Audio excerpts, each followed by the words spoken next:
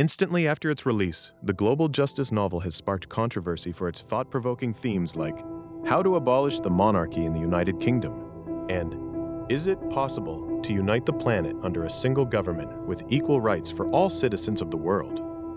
I previously addressed the controversy surrounding the Bachelors of Egypt novel, the controversy surrounding enlightened populism, and the controversy surrounding my interview with ChatGPT, and I intend to do the same with Global Justice. The following is Gemini's answer to the question, what are the main criticisms of Global Justice? Mohammed Nabil's Global Justice, released in early 2026, has been criticized for its radical political premise and its characteristic disregard for traditional literary polish.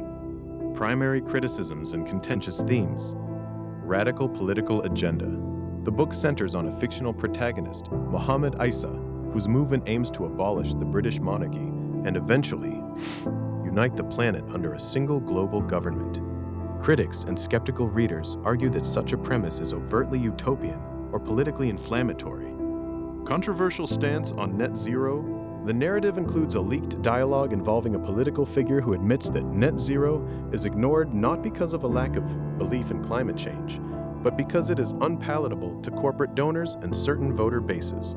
This cynical portrayal of environmental policy has been viewed by some as an overly pessimistic or aggressive critique of current political realities. Acceptance of foreign interference. A significant point of contention is the protagonist's admission that he would accept donations from foreign entities to advance his reform agenda in the UK. Critics point out that this promotes a potentially dangerous disregard for national sovereignty and legal funding standards. Raw, unfiltered style. Like Nabil's previous works, the book is criticized for maintaining a style that feels more like a manifesto or social media discourse than a refined novel. This approach intentionally sacrifices linguistic precision for what the author considers raw truth, which remains a point of frustration for readers seeking high literary quality. The book heavily blends real-world figures and contemporary geopolitical tensions with radical fiction. This 90% fiction, 10% fact ratio continues to draw criticism for making the author's actual political significance back in Noon's stance difficult to distinguish from his character's actions. My response to criticism. Criticized for its radical political premise and its characteristic disregard for traditional literary polish.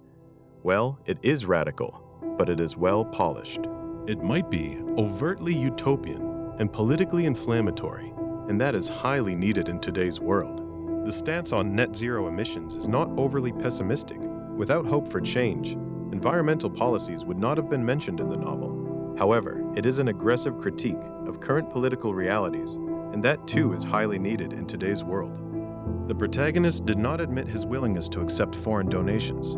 The fictional Nigel Farage did.